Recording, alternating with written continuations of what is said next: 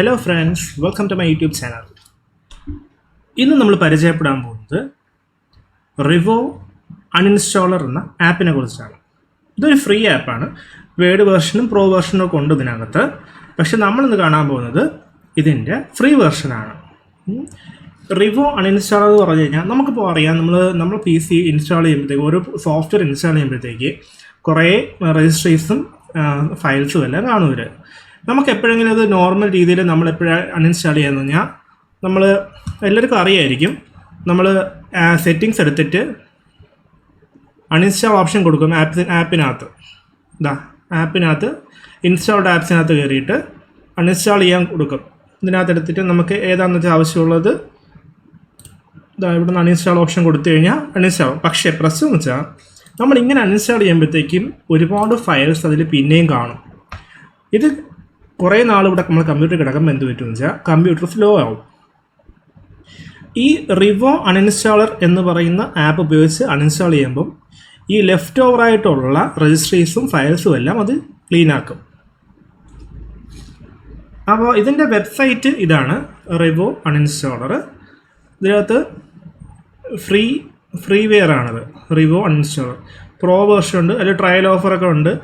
അപ്പം നമ്മളത് നോക്കുന്നില്ല. 60 days മണി ബാക്ക് ഗ്യാരൻറ്റി ഉണ്ട് ഈ പ്രോ വേർഷൻ എടുക്കുകയാണെങ്കിൽ.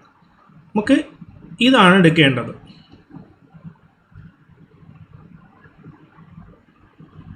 ഇത് ഞാൻ ഇപ്പോൾ ഡൗൺലോഡ് ചെയ്തു. ഇപ്പോൾ ഡൗൺലോഡ് ചെയ്ത് ആ ഫയലാണ് ഇതായത്, അല്ലെങ്കിൽ ഇവിടെ ഡൗൺലോഡ് ഓപ്ഷൻ കാണിക്കും. ഇതാണ് ആ ഫയൽ. ഇത് exe ഫയലാണ്. അത് ഇൻസ്റ്റാൾ ചെയ്യുക. ഇൻസ്റ്റാൾ ചെയ്യുമ്പോൾ ഇങ്ങനെ ഒരെണ്ണം കിട്ടും. എൻ്റെ പി സിയിൽ ഇൻസ്റ്റാൾ ആയിട്ടുള്ള എല്ലാ കാര്യങ്ങളും ഇതിനകത്ത് കാണിക്കും. ഇതെല്ലാം സ്കാൻ ചെയ്തെടുത്തോളൂ. ഇപ്പോൾ എനിക്ക് ഉദാഹരണം പറഞ്ഞാൽ എനിക്കിപ്പോൾ ഒരെണ്ണം ഡിലീറ്റ് ചെയ്യണം. ലീഗ് ഓഫ് ലെജൻഡ്സ് ഞാൻ ഡിലീറ്റ് ചെയ്യാൻ പോവുകയാണ്.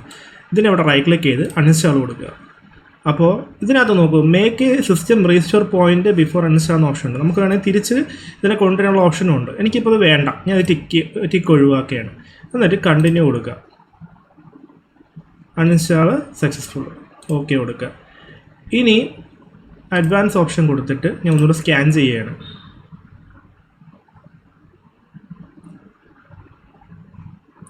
അപ്പോൾ നോക്കൂ, ഇത്രയും സാധനങ്ങൾ ഇതിനകത്ത് കിടപ്പുണ്ട്. അപ്പോൾ സെലക്ട് ഓൾ കൊടുക്കുക.